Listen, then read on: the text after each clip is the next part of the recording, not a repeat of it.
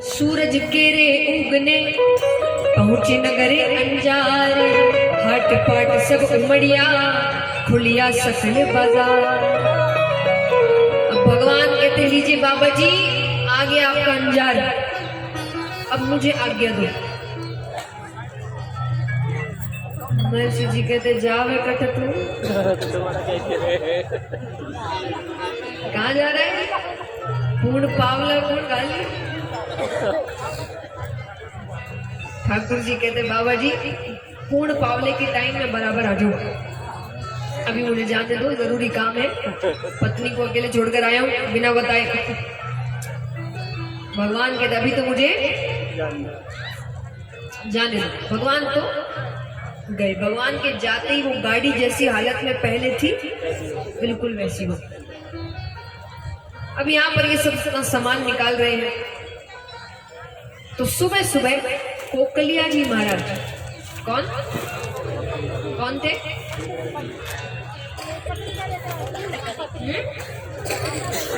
जो पत्रिका लेकर आए थे जोशी जी,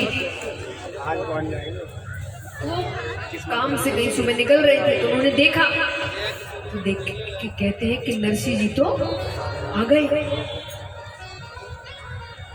फिर साथ में वो टूटी गाड़ी देखी, सूर्यों को देखा। जोशी जी कहते हैं कि हम श्रीरंग जी को जाकर खबर तो दे दे और खबर की बधाई तो ले ले। बाद में गाड़ी को देख के तो बधाई मिलने वाली है नहीं, वो तो और गुस्सा ही करेंगे कि आप ही लेकर आए, आप ही निमंत्रण देकर आए थे। वो दौड़ते हैं, जोशी दौड़ियो को कलियो गयो सगारे, सगा के पास, समधी के पास गए कि ब्याही आया गोरवे, गोरवे माने गांव के बाहर, मोहे बधाई दे। जोशी जी कहते सेठ जी बधाई। सेठ जी कहते क्या नहीं बधाई? अच्छा ऐसे चिढ़ के क्यों कहा? क्योंकि जब शादी विवाह होते हैं ना बहुत खर्चा होता है, सच्ची बात है बहुत खर्चा होता है, लेकिन ये सब तो खर्चा अंत में पता चलता है, पूरी शादी होने के बाद। इसलिए बीच में सब बड़े मजे में रहते हैं, बड़ा आनंद आ रहा है, बड़ा आनंद आ रहा है। जब बिल लास्ट में हाथ में आता है तब समझ में आता है। लेकिन इस पूरी शादी में सिर्फ एक ही ऐसा व्यक्ति होता है जिसको शादी के दौरान पता होता है कि कितना खर्चा हो रहा है, जिसके हाथ में पैसे होते हैं, कि उसके पास ही लोग आते हैं कि भाई ये खत्म हो गया, ये खत्म हो गया, ये खत्म हो गया, जिसको पैसे की जिम्मेदारी दी जाती है। वो अकेला है जिसको पता है कि असल में कितना खर्चा हो रहा है, इसीलिए वो सबसे चिड़चिड़ा व्यक्ति होता है पूरी शादी में। और उस वक्त अगर उसके पास कोई जबरदस्ती के पैसे मांगने आ गया, उसकी खैर, क्योंकि उसको पता है कि इतना खर्चा हो रहा है और इनकी जबरदस्ती के खर्चे खत्म नहीं हो रहे। तो इस पूरी शादी में पैसे श्रीरंग जी के पास थे, इसीलिए ये बीच में जबरदस्ती बधाई बधाई बधाई, तुम कैसे किस बात की बधाई? क्या बधाई? यही खत्म नहीं हो रही, कभी कोई आ रहा, कभी कोई आ रहा। तो जोशी जी कहते हैं आपके मायरेदार आ गए। श्रीरंग जी ने कहा इतना मायरे का सामान लिखा तो ही आ गए, तो ही आ गए, तो ही आ गए। जोशी जी को तो बधाई चाहिए, सच तो वो बता नहीं सकते। तो जोशी जी कहते हैं तो खाली हाथ थोड़ी आए हैं, खूब सामान लाए। तो श्रीरंग जी कहते हैं इसका मतलब नरसिंह ने मायरे का इंतजाम कर लिया और लेकर आ गया। तो खुश होकर नरसिंह जी, श्रीरंग जी ने 1 रुपए का सिक्का दिया। उस समय चांदी के सिक्के चलते, तो चांदी का 1 रुपए का सिक्का दिया। उसको तो जोशी जी ने धोती में कस कर बांध लिया। श्रीरंग जी कहते बताओ तो सही क्या क्या लेकर आए हैं? अरे बोले इतना सामान लाए हैं, इतना सामान लाए हैं जितना आपके घर में कभी आया ही नहीं होगा।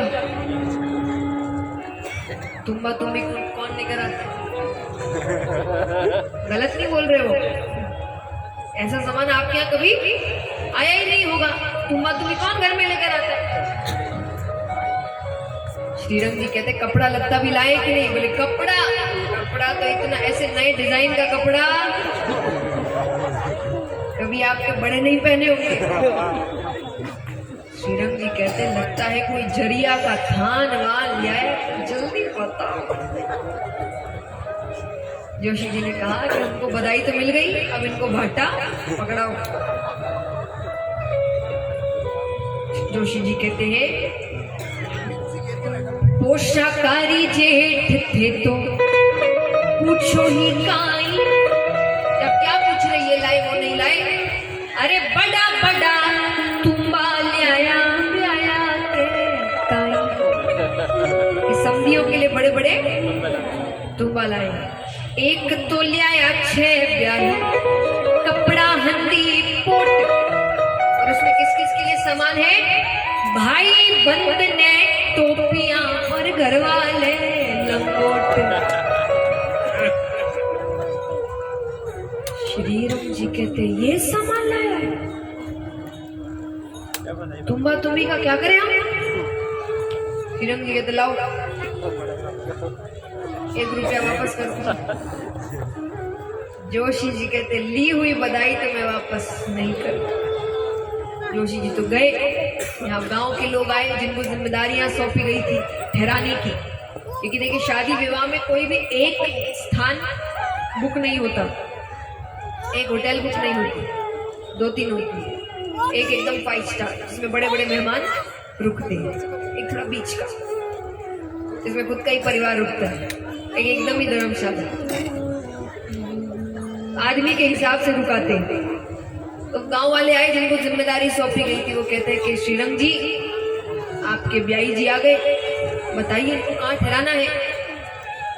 श्रीरंग जी कहते ठीक से मायरा लेकर आते तो बढ़िया से बढ़िया जगह रुकाते, तुम भी लेकर आए कोई चोरी चोरी लेकर कहाँ रुकाए। तो श्रीरंग जी की एक दुकान थी बहुत पुरानी, गांव के बाहर टूटी हुई एकदम, सालों साल तक किसी ने उसकी सफाई नहीं करी। बोले वही ठहरा दो, खुद तो सामने भी नहीं गए, वहां पर नरसिंह जी को ठहरा दिया। स्थान कैसा है अगर सिर्फ साधारण शब्दों में कहूं तो, सिर्फ ऊपर से लकड़ियों का एक ढक जाए छत बनाया गया है, बाकी और कुछ नहीं। न गद्दा है, न पलंग है, न चादर है, न पानी है, जाले पड़े हुए हैं, कीड़े मकोड़े घूम रहे हैं। सब आकर बैठ गए। अब जो आए हैं साथ में, किसके भरोसे आए? नरसिंह जी के। नरसिंह जी को ही बोलेंगे। वो कहते हैं नरसिंह जी 4 दिन से चल कर आए हैं, अब स्नान इत्यादि कराओ। नरसिंह जी कहते हैं यहाँ पीने का पानी का कुछ अता पता नहीं है, और स्नान कराओ। ज्ञानदास जी कहते हैं नरसिंह जी हम मायरे में आए हैं, कोई टीका करने नहीं आया, कोई कुछ कलेवा लेकर नहीं आया, कोई हमसे मिलने तक नहीं आया।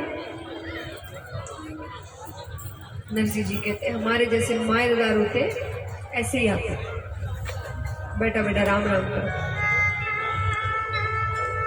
और जैसे जैसे रात बढ़ रही है, ठंड बढ़ती जा रही है। अब सब कह रहे हैं नरसिंह जी ठंड लग रही है, नरसिंह जी भूख लग रही है, नरसिंह जी मच्छर काट रहे, नरसिंह जी क्या करें इसमें। और एक तो ऐसे स्थान भी नहीं है जहां वो किसी को जानते हो तो मांग कर ही ले आए। यहाँ तो मैं किसी को जानता भी नहीं, कोई क्यों मुझे कुछ देगा। इतने में फिर ज्ञानदास जी कहते हैं नरसिंह जी हमारे आगे क्या है। नरसिंह जी कहते कुछ नहीं, खुला खाता है, हवा आ रही है। तो बोले हमारे पीछे। अरे बोले बोला तो खुला खाता है, कुछ होता तो इतनी ठंड थोड़ी लगती। बोले हमारे ऊपर क्या है। बोले हमारे ऊपर छत है, लकड़ियों की है। अच्छा लकड़ी की। बोले हाँ। तो बोले काम करो उसको नीचे लाओ। नरसिंह जी कहते क्यों नुकसान कर रहे हो ब्याई जी का। अरे नुकसान नहीं कर रहे, शादी का घर है ना, उजाला करना है, अंधेरा अच्छा नहीं लगता।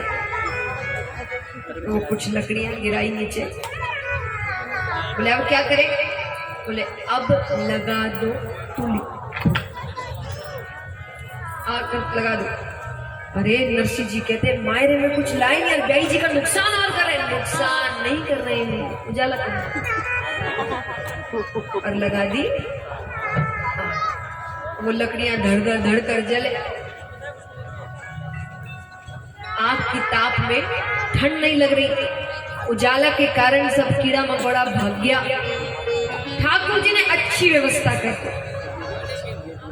और नरसिंह जी सोचिए इतनी छोटी सी व्यवस्था के लिए भी भगवान का धन्यवाद कर रहे हैं कि आपका बहुत बहुत धन्यवाद, आपने काम कर दिया, मेरी रात निकल जाएगी, अब किसी को ठंड नहीं लगेगी, अब ये नहीं आएगा। भक्त यही तो होते हैं। हमको भगवान ने इतना दिया फिर भी हमारी शिकायत खत्म नहीं होती। इतना देने के बाद भी ये नहीं दिया, वो नहीं दिया। जो दिया है उसके लिए धन्यवाद किया कभी? शिकायत करने के तो बड़े खड़े हो जाते हैं, ये नहीं दिया, वो नहीं दिया, ऐसा है वैसा है। पिक्चरों ने और बिगाड़ के रखा है कि भगवान पे चिल्लाना अलग शुरू हुआ है आजकल। कुछ काम हुआ नहीं कि भगवान पर ही क्रोधित हो जाते हैं व्यक्ति। जब देते हैं तब कितना धन्यवाद करने जाते हो कि आपने हमारा बहुत काम किया है। कहते ना व्यक्ति की आदत है कि जब काम नहीं होता तो भगवान पर इल्जाम डालो, काम हो गया तो खुद की प्रशंसा करो, मैंने किया, मेरी मेहनत। क्यों? काम हुआ तो मेहनत उसकी, कृपा उसकी भी तो हो सकती है। नहीं हुआ इल्जाम तब तुमने लगा दिया था कि उसकी वजह से नहीं हुआ, उसने कृपा नहीं करी, मेरा नसीब खराब है, वो मेरी बात नहीं मानता। जब काम हुआ है तब धन्यवाद तो करो। कितने धन्यवाद करते हैं भगवान को असलियत, शायद ही कोई ऐसा करते हो।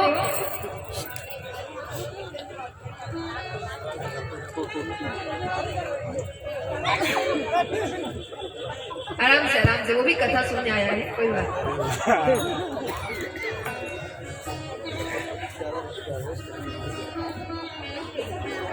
आइए आज